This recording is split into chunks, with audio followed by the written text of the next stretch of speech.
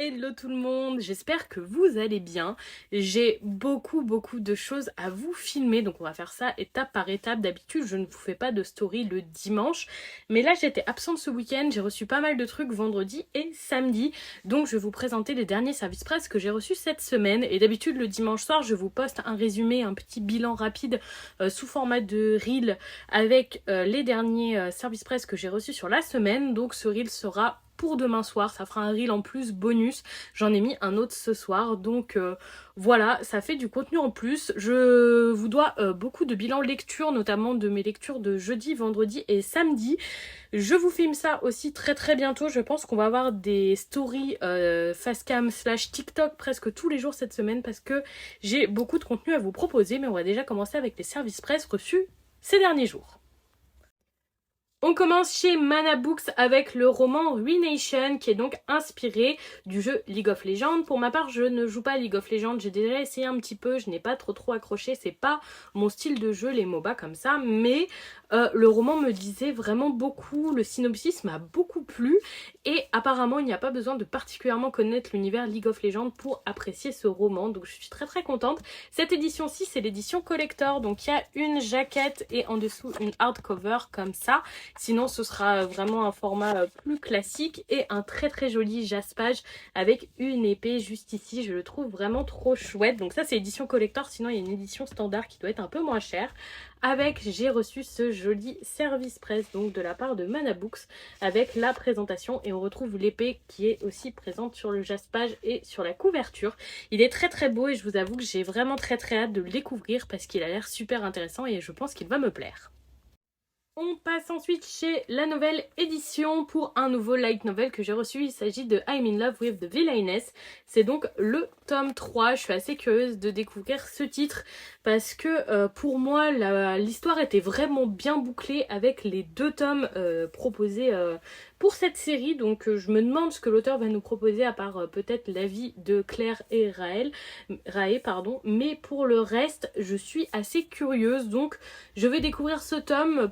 Est-ce que ce sera le tome de trop ou pas? À voir. En tout cas, je suis très curieuse. J'avais beaucoup apprécié les 2 premiers tomes, donc pourquoi pas continuer sur cette lancée avec ce light novel.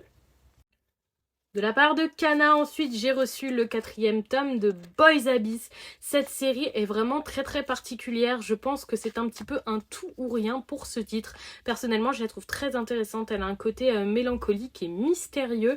Et en même temps, certaines parties qui, pour le moment, me semblent un petit peu de trop ou entre guillemets futiles. Donc, à découvrir, c'est pour public averti, il faut le savoir. Et pour le moment, ce titre me plaît plutôt beaucoup, même s'il y a certains points sur lesquels j'ai à redire, mais ça s'améliore de tome en tome, donc je suis curieuse de découvrir ce 4e. On reste chez Kana avec le premier tome d'un nouveau shoujo. Il s'agit de 4 frères pour moi, une série toujours en cours au Japon avec déjà 9 tomes. En général, j'aime beaucoup les shoujo de chez Kana. Ils font de très bons choix sur leur catalogue shoujo, donc j'avoue que je pars assez confiante pour ce titre. Il me rendait plutôt curieuse, les dessins sont classiques mais tout à fait à mon goût, donc voilà, j'avoue que j'ai hâte de pouvoir le découvrir. On finit chez Kana avec le guide de voyage en famille à Tokyo qui a l'air vraiment super bien fait et très complet. J'avais très envie de le découvrir. Pour ma part, je suis déjà partie 3 semaines au Japon entre mars et avril 2020. Donc pendant que vous étiez confinés, moi je faisais mon petit voyage au Japon et j'ai grandement pour projet d'y retourner d'ici les prochaines années. Personnellement, j'aimerais bien avant la fin de l'année 2025. Donc voilà, ce petit guide pourra m'aider. Je pense bien le feuilleter et vous faire un retour si jamais j'organise un voyage avec. En tout cas, il a l'air vraiment super intéressant. Si vous comptez voyager à Tokyo, je vous conseille de vous pencher dessus. De la part des éditions Clair de Lune, cette fois-ci, j'ai reçu le titre que j'attendais tant. Il s'agit du second tome de Circé, un manga français écrit et dessiné par Anaïs Eustache. J'adore tout ce qu'elle fait, j'avais déjà adoré son premier titre, mais celui-là est encore un cran au-dessus. Les dessins sont sublimes, l'histoire est prenante, et j'avoue que j'attendais énormément ce tome parce que cette série est un coup de cœur pour ma part. Je sais que c'est pas le manga forcément le plus connu et que peu lisent des mangas français. Laissez votre chance à Circé parce que vraiment c'est un très bon titre et je vous le recommande chaudement. Il y a vraiment un univers fantastique qui vient s'ancrer dans un univers réel qui se passe à Paris à peu près à notre époque. Et l'écologie y est très très bien traitée comme dans tous ses titres. C'est vraiment un sujet au cœur de ses écrits et franchement c'est une série que j'aime énormément. Entre science et magie, elle est très très intéressante. J'ai ensuite reçu un nouveau manga 100% français, également édité chez les éditions Clair de Lune. Il s'agit de Nebelheim. On sera plutôt sur de la fantasy pour ce titre, voire de la dark fantasy. L'univers a l'air sombre et torturé comme je les aime.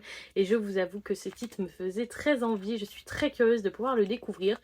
Toujours un plaisir de pouvoir mettre nos mangaka français sur le devant de la scène et je trouve que celui-ci est également très bien réalisé en espérant avoir un coup de cœur autant que pour Circé parce que ça a l'air d'être un titre vraiment prometteur. De la part des éditions Clair de Lune, et je ne connaissais pas du tout avant de recevoir, j'ai reçu Imperator, le chat que vous allez détester. Apparemment déjà beaucoup d'exemplaires ont été édités de ce titre.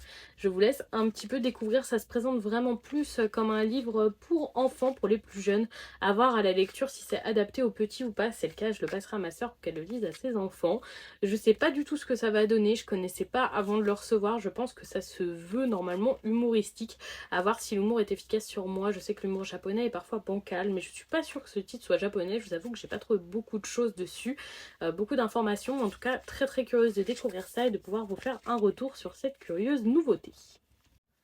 On passe chez Delcourt Tonkam avec le one-shot Le Son des Morts, donc un nouveau one-shot qui a l'air vraiment très très sympa. C'est par la même autrice que Kazane, Voleuse de visage ou encore La Danse du Soleil et de la Lune. Pour ma part, j'aime beaucoup La Danse du Soleil et de la Lune et je n'ai pas accroché à Kazane, mais j'avais vraiment très envie de découvrir ce one-shot. Les dessins sont vraiment très très beaux comme d'habitude, j'aime beaucoup le trait de cette mangaka et je suis curieuse de découvrir l'histoire. En tout cas, le tome est vraiment sublime, il est dans ce carton, vous savez, que j'apprécie tant, on le voit très souvent en ce moment. Je le trouve très très beau et je suis vraiment curieuse de découvrir ce titre, je pense qu'il a tout pour me plaire en tout cas. On passe chez Soleil Manga avec Splatoon, la contrée Clabouze. Donc c'est l'adaptation de Splatoon 3, le jeu disponible uniquement sur Nintendo Switch. Pour ma part, je suis pas hyper fan des jeux Splatoon, mais je me suis dit pourquoi pas redonner une chance au manga. J'avais déjà lu un autre manga Splatoon, également édité chez Soleil Manga, qui se voulait gag manga et qui ne m'avait vraiment pas plu. Donc je me suis dit, une nouvelle chance pour Splatoon, pourquoi pas celui-ci, peut-être qu'il me plaira plus, c'est un test. À voir le retour que je pourrais vous en faire. En tout cas, déjà c'est très coloré, ça donne envie en espérant plus accrocher qu'à l'autre titre que j'ai déjà pu lire. On reste chez Soleil Manga avec Animal Crossing New Horizon, l'île de la détente.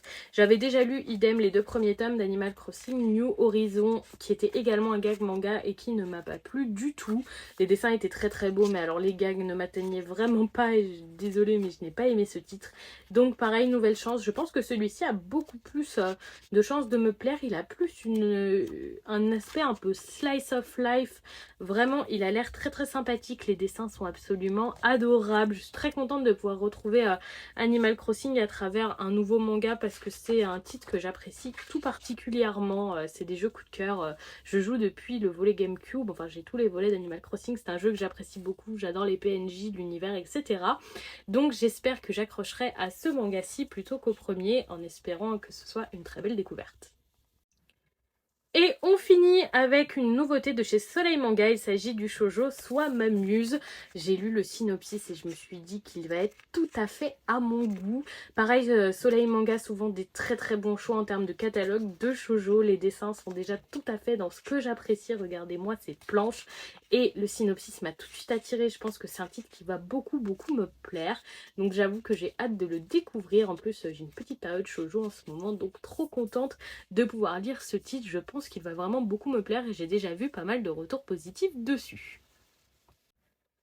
Et donc voilà pour les dernières réceptions de cette semaine, pas mal de choses finalement, du roman, du light novel, du manga, du carnet de voyage, bref il manque que du webtoon pour avoir un horizon très complet. Dites-moi si certains de ces titres vous tentent ou si vous en avez lu certains, si vous comptez en lire certains, bref n'hésitez pas à toujours venir échanger, c'est un grand plaisir, que ce soit en message privé sur Instagram ou en commentaire sur TikTok, toujours un plaisir d'échanger avec vous. Je vous souhaite en tout cas une très très belle fin de week-end pour ceux comme moi qui travaillent demain, qui font la journée de la solidarité. Et pour les autres qui ont un jour férié, profitez bien, reposez-vous bien et passez une bonne journée tout le monde. Bisous!